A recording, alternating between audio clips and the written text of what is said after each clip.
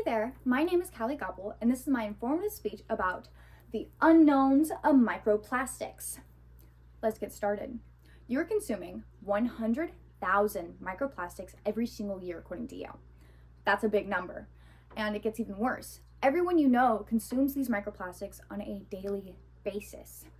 These microplastics cause harm to people like you and me. They also harm our ecosystem, and they can take thousands of years to decompose.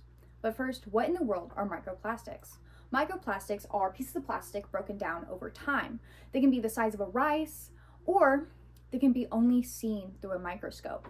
Hint, the micro and microplastics. And they are so small, in fact, that they pass through most, if not all, filtration systems.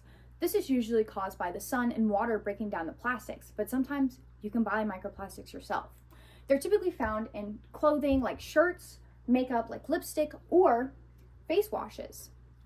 And it's especially in the cheaper versions, according to Yale and the US Department of Commerce.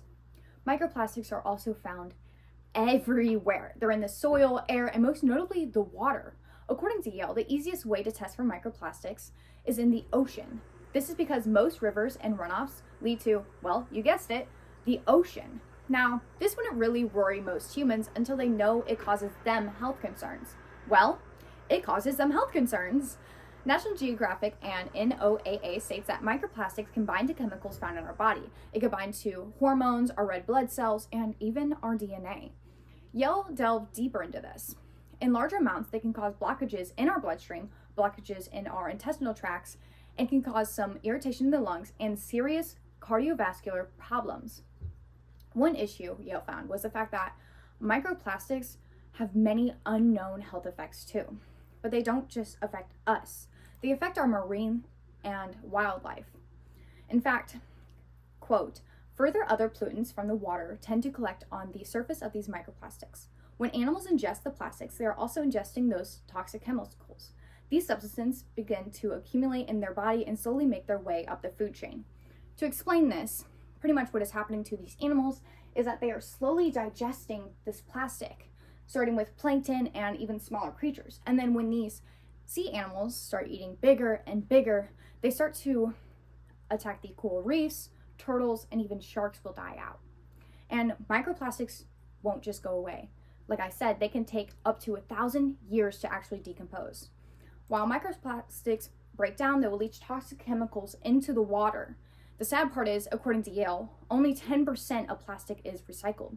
Humans have made 8 billion tons of plastic. Most of this has ended up in the ocean and furthering the amount of microplastics that we have. So, to recap, microplastics cause harm to humans, harm wildlife and marine life, and will stay 100 years after you and I pass away. But don't fret, you can donate to causes such as the NOAA, National Geographic, and a ton other of good non-profit organizations. And be sure to stray away from single-use plastics and look at certain materials before you buy it. You can easily find plastic in baby wipes and even face makeup remover. My last tip is the triple R's. Reduce, reuse, and finally, just recycle. Thank you. And these are my works cited.